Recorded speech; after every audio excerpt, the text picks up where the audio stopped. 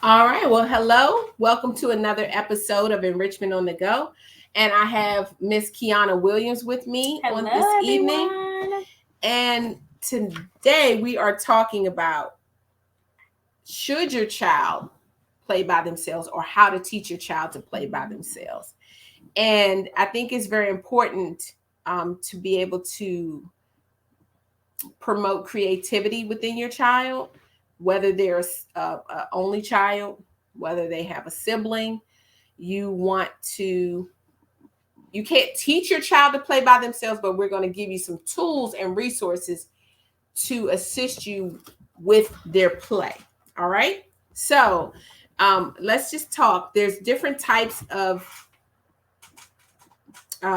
stages of play. So because play is social engagement.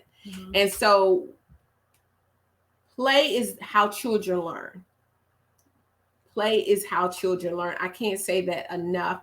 Children learn through play, right? And so you want to make sure unoccupied behavior, when a child is just moving from one thing, one activity to another, or one situation to another, watching, but they're really not involved. That it is a little bit developmentally appropriate, but you should be putting resources, i.e. toys or activities in the area, even for an infant. A mirror is an activity for an infant, right? Blocks are an activity for an infant. All of these things help to engage the child. That does not mean that you don't engage the child in the activities yourself as well. And I think, something that's important too, sometimes people hear play and they think it involves another child or another person. And that's not always true. It's the child engaging in something. That's good. So I think that that's something too, because there are different ways to play. And I think that's what you're explaining. But sometimes people are like, they think that their child, in order to play, there has to be another child that's in good. it. Does that make it? No, it is. And that's what we want to express, is that there doesn't have to be another child there. And as the parent or guardian, you should engage in some of these activities with your children. Okay. Absolutely. Doesn't mean you have to engage in all, but you should engage, because it's a social interaction between you and the child. You are creating a bond. Children need bonds. This is how they develop socially, and emotionally. They need attachments. Relationships. They need relationships. So even with that, what we're saying, they will develop relationships sometimes with their toys. Absolutely. Absolutely. Yes. Did you ever have that special toy? Yes. Oh, I had my special toy. My special toy was Teddy. Yes. And Teddy did what I say do.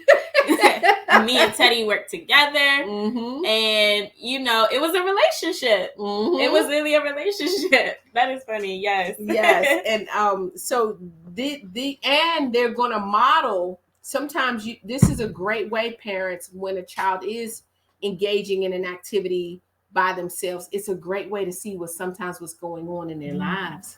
Right? Wow, because if a child is, and I'm not saying that I don't, but if a child is being abused, sometimes they may model it on the toy. So you want to watch. That is very important, yes. For how they're engaging with the toys. How they're talking to the toys. I remember I had one child in my program years ago, and they told the parent, their mom came and said she put all her dolls in the row and she did circle time. And so she did circle time. And so I think that's great. But funny. You want to model. So an onlooker is a child that watches other children play for long periods.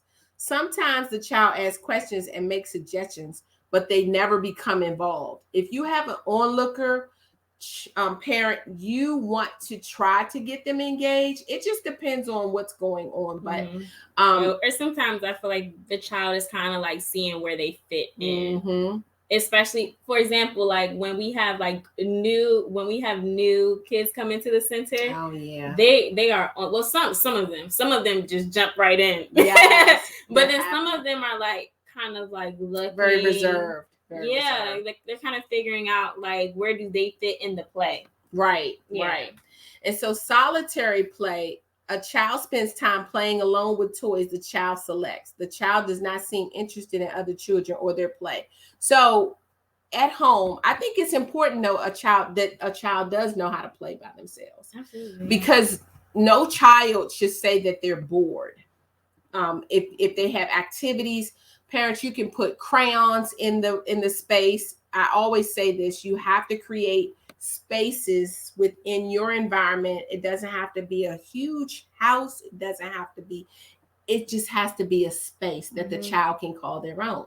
Right? It doesn't mean that you don't allow the child to move within the home because they are a part of the home, but you want them to have a space. Okay, for instance, you might have your favorite table or your desk.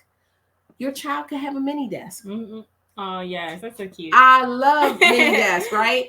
And inside that mini desk, and listen, it doesn't have to be expensive, or it could be their own mat on the floor.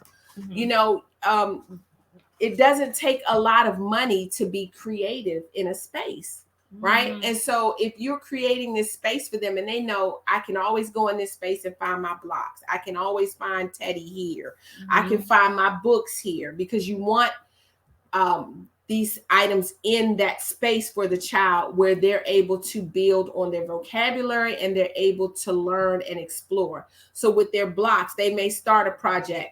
You know, as long as it's within the space, I say allow it to stay, because they could be making a tower. But if you ask them to always tear it down, they never get to make their tower. And so you want activities where they're able to engage by themselves, right? And I suggest even having some music in that area so that they could listen to music. It doesn't mean that you have to let them watch a video, because you should be monitoring screen time. But I love to turn on music where they're saying superheroes, you know, and so now they pretend they have on a cape. And pretend play is very good for a child. It's not a bad thing. You want them to use their creativity, and their imagination. Yes. There's nothing like they could, you know, and for some children, that's their way of escape, depending on the environment that they're in. Let's see. So associative play, children play with others engaged in some activity. So they may play.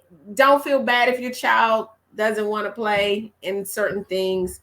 And then there's cooperative play. Children organize their play, assigning roles. This is the 4-year-old forever. Oh yeah. The 4-year-old. So we did parallel. Say it again. We didn't do parallel. Okay, so let's go ahead and talk about parallel. Oh, okay. So parallel play, the child enjoys playing with toys near each other. And I think that's where you get two children who they don't necessarily want to play together yet, but they're playing and they see each other playing, and like you will watch them slowly like come together in the cooperative play. Okay. So parallel play, it's okay, because they still see how another child plays, and sometimes they may model or mimic that, and that's not bad.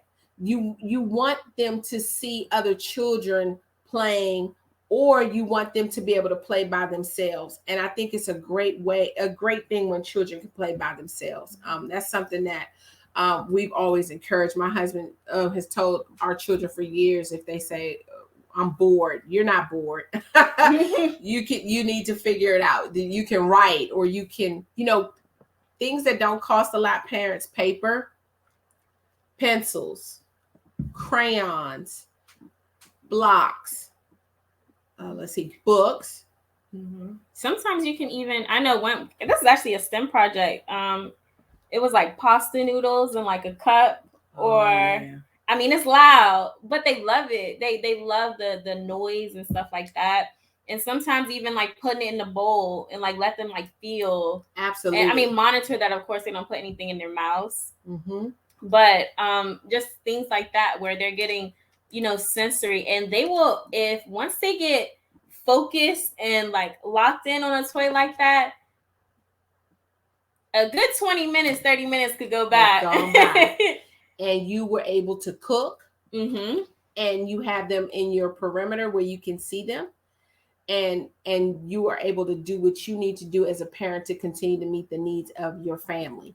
And so that was a great, and I love what you said about the sensory. So if you give them rock, it depends on the age of the child. Don't give popcorn or small things, kernels, if they're a young child, because we don't want your child to choke. Okay. So it has to be something that doesn't have a choking hazard. And please look at toys, and it'll tell you the age, right? So it's a choking hazard for this age. So you want to be very mindful of that. And that's why I was saying you want to be in sight of them. Don't leave certain things or objects around that they can put in their mouth. From 1 to about 3, they're very oral, especially 1 to 2. So you want to make sure that they're large objects that they can't get in their mouths, okay? To at least something that's bigger than their actual hand. I think that's good. Yeah, I think that's a good way to like gauge it. Yeah, that's excellent. Like those like ball pens, like those, like those like pens with just a bunch of ball, like those are good ones to just like have a bunch. And they can throw them, do different things, but definitely whatever toy they should have, it should at least be bigger than their hand. Yeah, and especially for a child, if they're playing by themselves, I think a ball pen is great because you don't have a lot of hands touching it, and you still would sanitize, but it's easier to do when it's just that child playing with it. And I think it's very important, even if the child has siblings, that they are able to have that time to themselves to play, where it's uninterrupted, where they are in charge of the play for themselves. Very true, yes. Because if not, it's always, I have to share. And there's a time and a space for that. And if your child has a special toy or something that's very dear to them, and someone wants to come over and they don't want to share that special toy, then it should just be put up and away. I think that would that way, okay, we have someone coming over and we're going to put up the special toy. This special toy stays in your room. That is giving your child boundaries. That is letting them know what the routine is. And that's allowing them to know that you care about what is important to them. So I don't think you should always, have where the child has to share an item or an object. I know my son, he had this bear, he called the bear, he named it after himself. That I thought that was special, but it was his favorite bear, and it took him quite some time to let go of his favorite bear, and it was okay. I've had, sometimes in the center we allow children to bring in a pillow to nap with, right? Their special pillow. They can't bring in all of these toys, but a good thing also is show and tell. Do show and tell with your child at home. It doesn't have to be something big. You could show and tell. They could show and tell. Yeah, they can show and tell. Which they probably would do already. Like, look what I did, things like that. But giving them that space that is theirs is always going to help them to be able to engage and play and promote creativity. Absolutely. And just use their imagination, because sometimes when they're playing with there may be another child who could interfere with their creativity. And they may, 1, shut down, or 2, not really be able to like express themselves because someone else told them not to.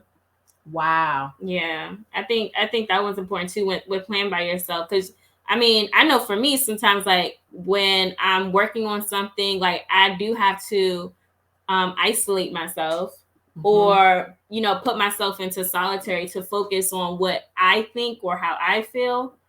And that's sometimes what a child needs to really show their creativity or just use all of the links of their imagination. They have to do that, by themselves. And they have to have time to do that. Mm-hmm. So if you know that maybe in 10 minutes you all are leaving out, just want to give scenarios because I think it really helps. So if you're leaving out in 10 minutes, maybe the blocks don't come out. Mm-hmm. Okay, maybe the blocks are even put away, especially for that 2-year-old or that 18-month-old. The blocks are put away right now. So you remove it from the space and you give them something that they can play with for 10 minutes. Mm-hmm. And that way you're not having a total meltdown because they don't even see it. Mm-hmm. So we want to give you tools to help you, because a lot of times you'll have and I think another thing, when the child is coming into a setting, I've often seen where the child is coming in and they have the cell phone in their hand. And then there's a complete meltdown. Parents, you have to talk to your children, before you get out of the car. Okay. Even when you're getting in, okay, I'm going to let you see the phone. You're going to play. Mm-hmm. I'm going to allow you to listen to this, but mm-hmm. you have one more time or two more times. Or when we pull up, mm-hmm. when mommy is getting ready to unbuckle her seatbelt, it's time to give me the phone. Mm-hmm. So you're guiding the behavior, mm-hmm. because what you want to do is let them know that there are boundaries. Yes. Mm-hmm. And I understand that you love this. You can see it later. And so those are boundaries. So even within the play space or the place where they're being creative and learning to play by themselves and engage by themselves, mm-hmm. even an infant, put the infant on the floor, let them go, mm-hmm. right? In a space that's safe. Make sure you have a gate, or if there's stairs, you have to have a gate. Safety is first and foremost and a priority. All right. Check mm-hmm. the carpet, check things in the area to make sure that space is safe. Okay. Check the toys. Mm-hmm. That is good, because toys get cracks. Mm-hmm. Toys have hazards, or sometimes there's a little piece or something's falling off. Oh, yes. Yeah. Yes. Mm-hmm. I think that's amazing that you said that. I appreciate you bringing it up. But you definitely want to check the toys periodically. Don't think that the toys are just together. You want to check the toys. Mm-hmm. All right. And then you want to make sure you're wiping them down and sanitizing them. Mm-hmm. But these are ways to get your child to play by themselves. Mm-hmm. Sometimes you could, let's take maybe an 8-year-old or a 5-year-old. Mm-hmm. So when they come in and it's time to come home, and maybe you have to go, everyone's going to the restroom, and okay, you have to get started with dinner.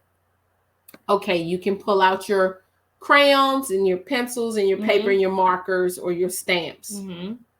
And you can do that. And also, I think it's letting them know what is a toy, because you shouldn't have a meltdown because mommy took her phone away. Mommy's phone is not a toy. That is a good one. So I think, they have like toy phones, if you did want, to give them a phone. But, if mommy's dropping you off at daycare or at the center, and at school. Yeah, or mm-hmm. at school, and mommy takes their phone, like mommy's phone is not your toy. So letting them know what is an actual toy, I think that's good, is important too, because sometimes, like, in the moment you may just hand them something, like if you have a lot going on, I hand you my phone, and then, or if I give you something, not necessarily like thinking, but to them now they think it's a toy. That's really now they want to play with it, and now you took it away, and now their feelings are hurt. Wow.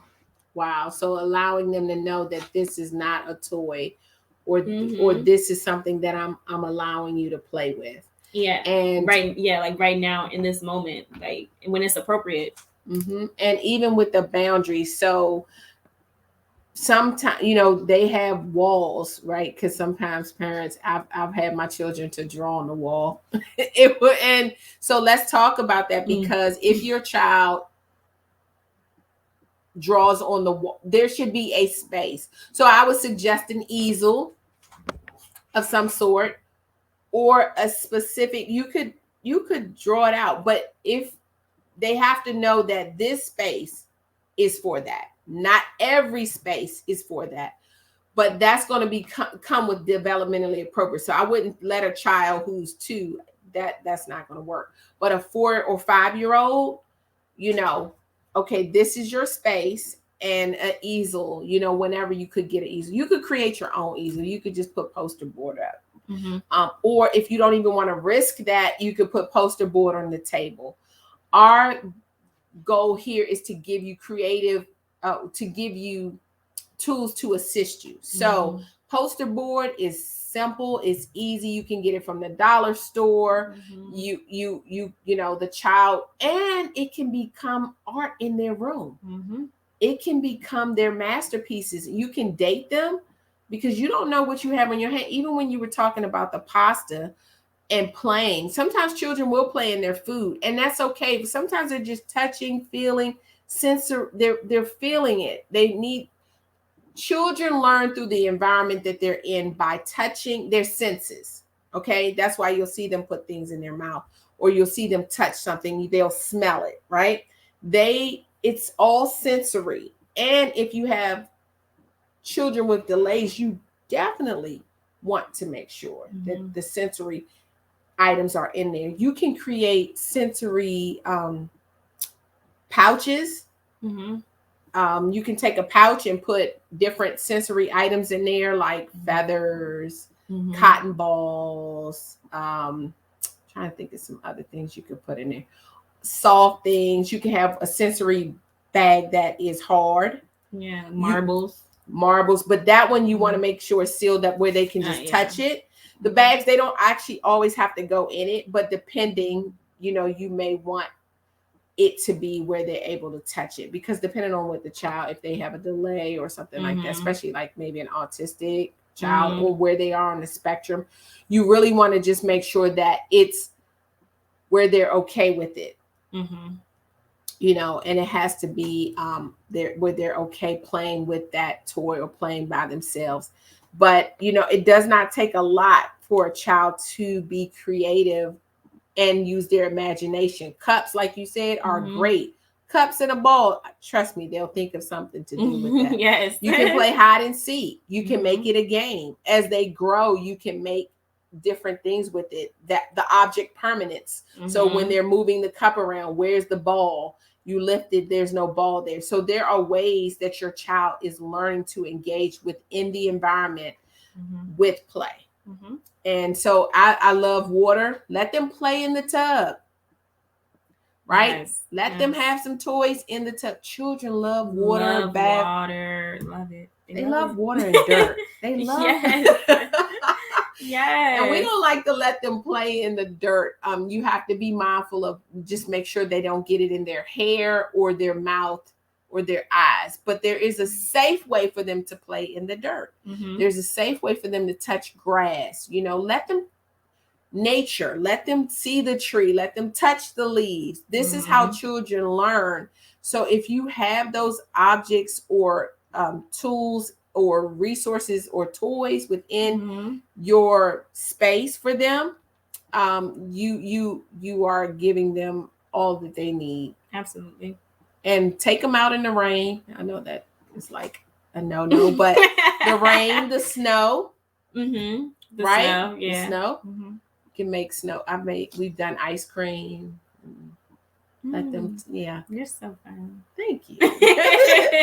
But they have to learn through their environment. So these are ways, parents, that you can engage your children. And we want to just make sure that you are able to get done what you need, because you may have to cook, you may have to clean up. But what we want you to do, even when the child is playing by themselves, engage the child. You could be cooking and making a sound of the car. Right? So, what is that? That's a car. What sound does the car make? It doesn't take much, vroom, vroom, beep, beep. The horn goes beep, beep. The lights go on and off. You could sing a song with them. You can still engage your child while they're in solitary play without actually being in the space with them. But you're in the proximity where you could do these kind of activities, because what it always is doing is building vocabulary. Yes. We want to build vocabulary at a very, very early age. All right. Because the more words they're exposed to, the better off it is for you. Yep. All right. So we hope you enjoyed this episode. Thank you for tuning in.